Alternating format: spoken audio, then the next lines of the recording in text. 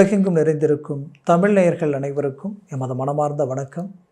நான் உங்கள் ஜோதிடர் அந்தியூர் சுதாகர், பாரம்பரிய முறை ஜோதிட ஆராய்ச்சியாளர். இன்று நாம் காணக்கூடிய தலைப்பு கும்பராசி அன்பர்களுக்கு பிப்ரவரி மாதத்தில் இருக்கக்கூடிய கிரக அமைவுகளும் அதனுடைய பலன்களும் எப்பேற்பட்ட மேன்மைகளை உங்களுக்கு உண்டாக்க போகுதுன்றது இந்த காணொலியில் தெளிவாக விவரமாக நம்ம பார்க்கலாம். நம்ம சேனலை சப்ஸ்கிரைப் பண்ணாதவங்க பண்ணிக்கோங்க, பெல் பட்டனை கிளிக் பண்ணி ஆல் ஆப்ஷனை கொடுத்துக்கோங்க. அப்போ தான் அடுத்தடுத்து காணொலிகள் உங்களை உடனடியாக வந்து அடையும். ஆக கும்பராசி அன்பர்கள் சனி பகவானின் ஆதிக்கத்தில் பிறந்தவங்க. உங்களுடைய ராசிக்கு அதிபதி சனி பகவான். அந்த கும்பராசியில் பிறந்தவங்க கடின உழைப்பாளிகளாக இருப்பீங்க. எதையும் வெளிப்படையாக எல்லா இடத்துலையும் முன்னாடி நின்று பேசி உங்களுடைய பேச்சால் நீங்கள் வெற்றி அடையணும்னு நினைக்க மாட்டீங்க. செயலில் வெற்றி அடைஞ்சு மற்றவங்க உங்களை பற்றி பேசணும்னு நினைப்பீங்க. அது மட்டுமல்ல, வாழ்க்கையில் அமைதியாக இருப்பீங்க. ஆனால் சில நேரங்களில் இறங்கிட்டால் உங்களுக்கு இணையாக உங்களோட வரவங்க ஈக்குவல் பண்ண முடியாத அளவுக்கு ஸ்பீடாக ரொம்ப ஹை லெவலில் டாப் பொசிஷனில் வெற்றிகளை கொடுக்கக்கூடியவங்க கும்பராசி அன்பர்கள். மிகுதியான பெரிய லெவலில் இருக்கக்கூடிய பிஸ்னஸ்மேனில் இருந்து உயர்தர நிலையில் இருக்கக்கூடிய அரசு உத்தியோகத்தில் இருந்து இன்றைக்கி டாப் பொசிஷனில் இருக்கிறவங்க இந்த கும்பராசி அன்பர்களில் பல பேர். ஏன்னா இந்த ராசிக்கு அந்த பவர் உண்டு. ஏன் இதை இவ்வளோ ஸ்ட்ராங்காக சொல்லணும்னா, இந்த காலபுருஷனுக்கு 11ஆம் வீடு லாபஸ்தானாதிபதி சம்மந்தப்பட்ட இடமே இந்த கும்பராசி தான். இந்த கும்பராசியில் இருக்கக்கூடிய அட்வான்டேஜ் என்னென்னா, ஒழுக்கம், நேர்மை, அது மட்டும் இல்லை எதுலேயும் உண்மையாக இருக்கணும்னு நினைப்பீங்க. அதுலேயும் தன்னை சார்ந்தவங்களுடைய நலனை கருதி வாழுவீங்க. ஒருத்தர் மேலே அபிப்பிராயம் வச்சுட்டிங்கன்னா உங்களை மாதிரி அவங்க விஷயத்தில் அட்வான்டேஜ் எடுத்து செய்கிறவங்களும் இருக்க மாட்டாங்க. பட் ஒருத்தர் விட்டு விலகி போகணும்னு முடிவு எடுத்துட்டிங்கன்னா அதுக்கப்புறம் யார் வந்து உங்கள்கிட்ட பேசினாலும் அதை பற்றி நீங்கள் கேர் பண்ண மாட்டீங்க. ஆனால் எதிரியாக இருந்தாலும் கண்ணுக்கு எதிரில் கஷ்டப்படும் பொழுது பார்த்து கைதட்டி நிற்க மாட்டீங்க. கைகட்டி நிற்கக்கூடிய கேரக்டர் நீங்கள் இல்லை. அந்த இடத்துல கூட ஒரு மனிதாபிமான அடிப்படையில் நல்லதை செஞ்சுட்டு வெளியில் வருவீங்க. இப்படி கடந்த காலகட்டங்களில் நிறைய நல்ல விஷயங்கள் செய்து அதனால் நிறைய மன உளைச்சல், நம்பிக்கை துரோகங்கள், யார் நமக்கு வேண்டியவங்க, யார் நமக்கு ஆனவங்க, யார் நமக்கு சார்ந்தவங்கன்னு நீங்கள் அட்வான்டேஜ் எடுத்து அவங்களுக்காக ஒவ்வொரு விஷயத்தையும் உங்களுக்கு சார்ந்த நல்ல விஷயங்கள் கூட விட்டுட்டு அவங்களுக்காக இறங்கி செயல்பட்டீங்களா, அவங்க யாரும் உங்களை புரிஞ்சிக்காமல். ஏன்னா நீங்கள் ஒருத்தருக்கு மரியாதை கொடுத்தா கூட அது மரியாதை கொடுக்குற மாதிரி அவங்களுக்கு அது தெரியாது. அப்போது அவங்க எதிர்பார்க்குற விஷயம் வேறையாக இருக்கும். அந்த எதிர்பார்ப்புகளை பூர்த்தி பண்ணணும், ஒருத்தரை திருப்திப்படுத்தணும் நீங்கள் நினச்சதுனால நிறைய விஷயங்களை எழுந்தீங்க. இங்கே யாரையும் திருப்திப்படுத்த முடியாது, யாரையும் முழுமையான ரீதியில் அவங்கள சந்தோஷப்படுத்தவும் முடியாது. அது எல்லாமே அந்த நிமிடம் மட்டும்தான். அடுத்த நிமிடத்தில் அவங்க எதிர்பார்ப்புகள் வேறு மாதிரி இருக்கும். இது உங்கள் வாழ்க்கையில் கடந்த காலகட்டங்களில் நிறைய விதத்தில் நீங்கள் சந்தித்து அதனுடைய விளைவுகள் உங்கள் வாழ்க்கையில் கிடைச்ச ஒரு அனுபவம் தான். அந்த அனுபவம் அடுத்த காலகட்டங்கள் நீங்கள் எடுத்து வைக்கக்கூடிய ஒவ்வொரு அடிக்கும் அது பெரிய லெவலில் ஊன்றுகோலாக இருக்க போகுது.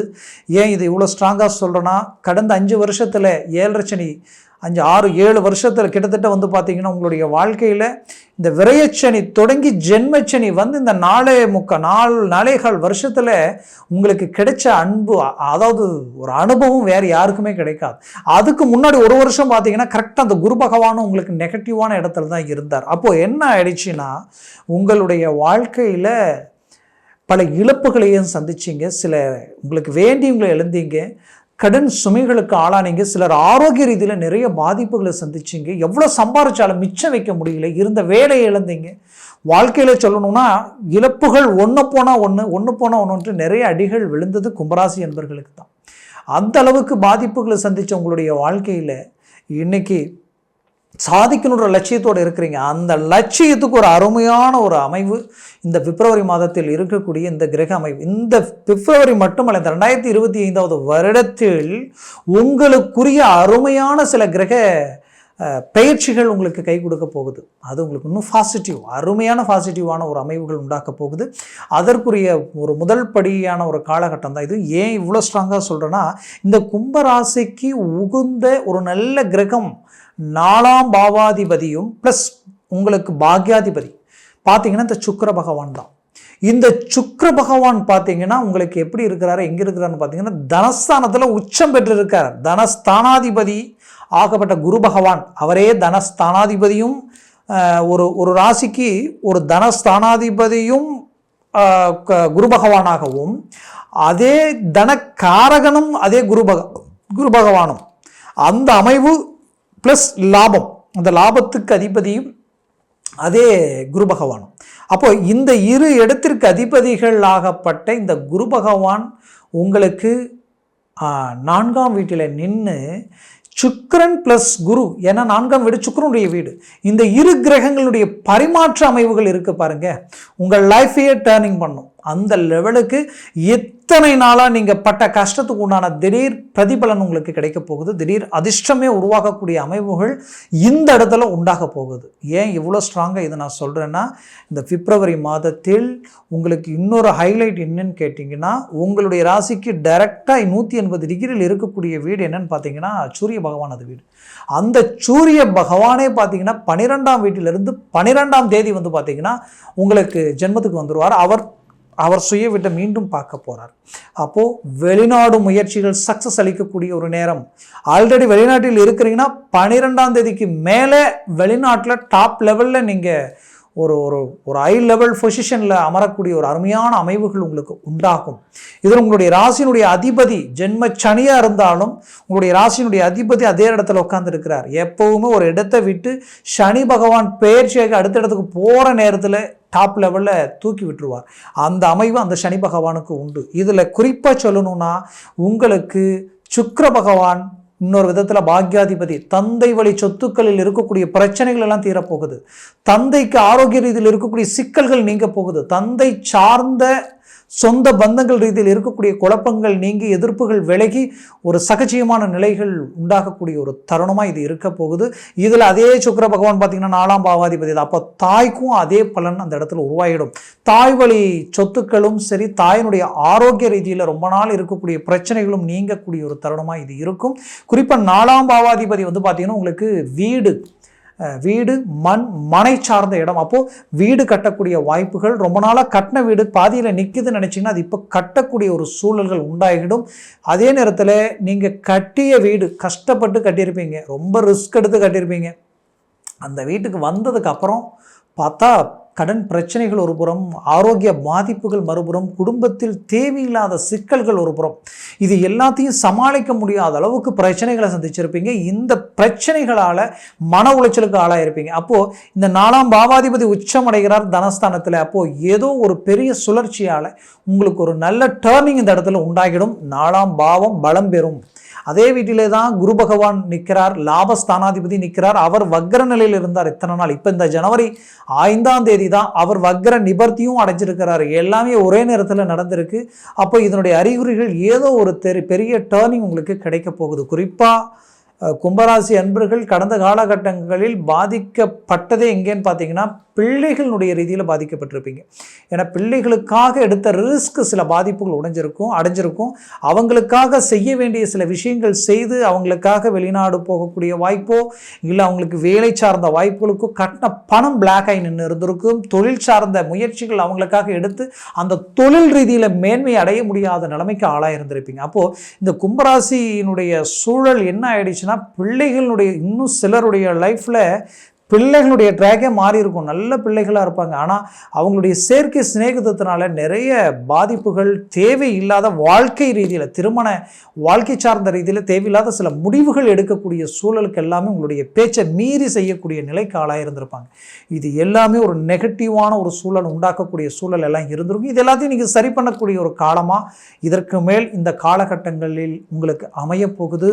நான் சாதாரண ஒரு ஓட்டுநராக இருக்கிறேன். கடந்த 4-5 வருஷமாகவே இந்த ஓட்டுநர் துறையில் நிறைய நஷ்டங்களையும் நிறைய பிரச்சனைகளையும், சில இன்சிடென்ட் இன்னுமே எனக்கு கண்டினியூ ஆகிட்டு இருக்கு. சில ஆக்சிடென்ட், சில பாதிப்பு, சில சம்பவங்கள் அது மீண்டும் நடந்ததிலிருந்து அடுத்தடுத்து ஏதோ ஒரு குழப்பம் நடந்துட்டு இருக்கு. இனம் புரியாத பயம், மனசில் ஒரு பதட்டம், ஆரோக்கிய ரீதியில் ஒரு நிலையான மேன்மை இல்லை அப்படின்ற அளவுக்கெல்லாம் உங்களுக்கு பிரச்சனை இருந்திருக்கும். கண்டிப்பாக சொல்கிறேங்க, மனசை தளர விட வேண்டாம். இது எல்லாத்துலேயுமே ஒரு நல்ல கிளாரிட்டி உங்களுக்கு கிடைக்க போகுது. நல்ல மேன்மைகள் அடைய போகிறீங்க. தெய்வத்தினுடைய ஆசீர்வாதம் உங்களுக்கு கிடைக்க போகுது. தெய்வ அனுகூலம் பெற போகிறீங்க. அந்த தெய்வத்தினுடைய அனுகிரகத்தால் உங்கள் வாழ்க்கையில் நல்ல மாற்றங்கள் பிறக்க போகுது. நடந்த நெகட்டிவே நினச்சி இந்த பாசிட்டிவை மிஸ் பண்ணிடாதீங்க. கண்டிப்பாக சொல்கிறேன், முயற்சியை ஸ்ட்ராங் பண்ணினால் பெரிய லெவலில் சாதிக்கக்கூடிய ஒரு வாய்ப்புகள் இந்த இடத்துல உண்டாகும்.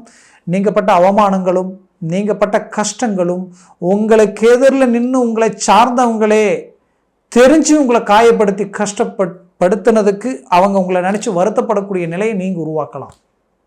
அந்த அமைவுகள் உங்களுக்கு உண்டாகும். கவலைகள் வேண்டாம்.